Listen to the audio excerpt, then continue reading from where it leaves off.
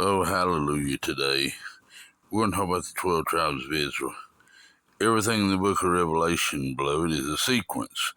The 7 trumpets flow out of the 7 seals.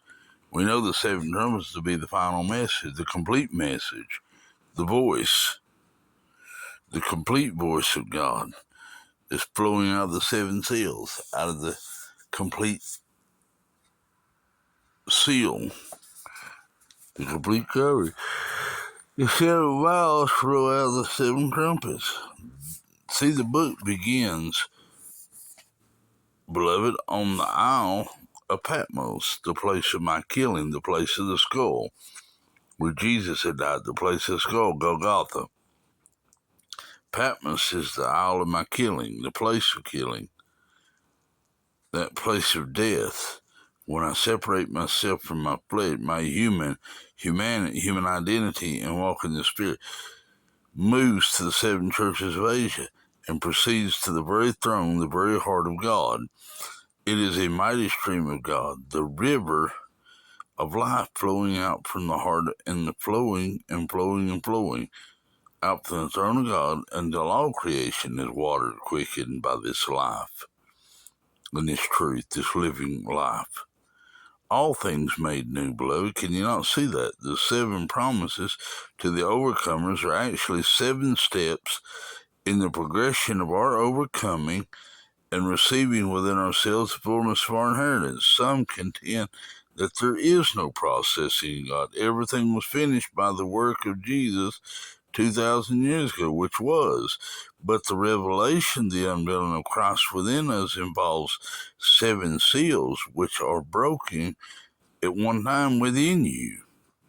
And the work is wrought under each of those seals. Who can deny that involves a process, and the work wrought in us, through that process is processing. As each seal is broken, blood, there is a fuller activity of God in the soul and in the body. There is more light, more understanding, greater activity of God in the soul and in the body. There is more light, more understanding, a greater victories, maturity, glory, and power. Everything is sequential. And here in the names of the 12 tribes of Israel, there is likewise a sequence.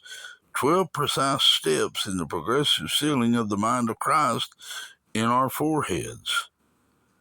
We're going deeper into that mind of Christ, the sealing of the saints in the foreheads. John was in the day of the Lord, beloved. He wasn't on a Friday and a Saturday or a Sunday, special specific day. He was in the day of the Lord. He was in the Sabbath. He had entered the killing place of killing, that rest, that Sabbath of the Lord, the true Sabbath that's within. The day of the Lord is Jesus. Hallelujah. In the progressive sealing of the mind of Christ, John was in the day of the Lord. And from that vantage point, he could see the end from the beginning, beloved. He could see the completion from the birthing. The whole process of God from beginning to the end of the book. From the beginning of the book to the ending of it. Nothing was hidden from him. He saw in and by the Spirit the entire unfolding of the purposes, activities, and accomplishments of God within His elect and in all His creation.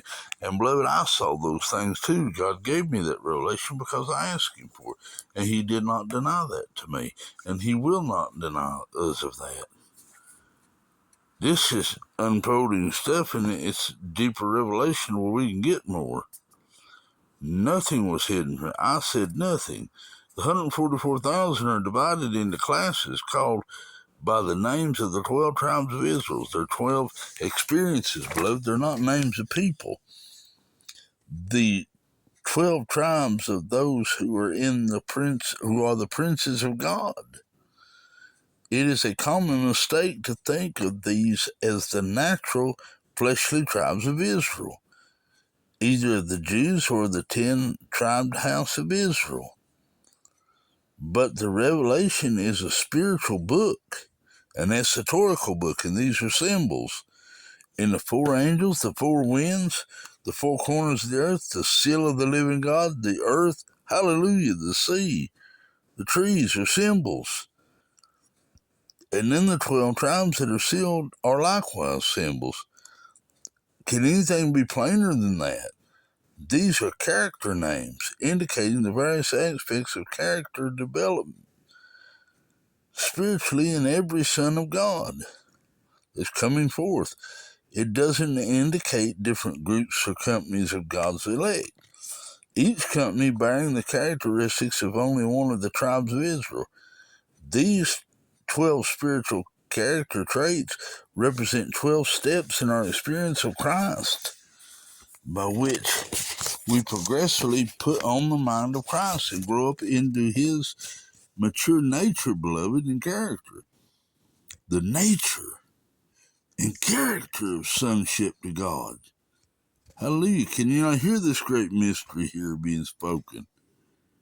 It brings us, the number 12 is of divine government. Therefore, these 12 steps bring us to the throne of God's kingdom to govern the world in righteousness and reign with Christ over all things, beloved. Hear this word and be free today.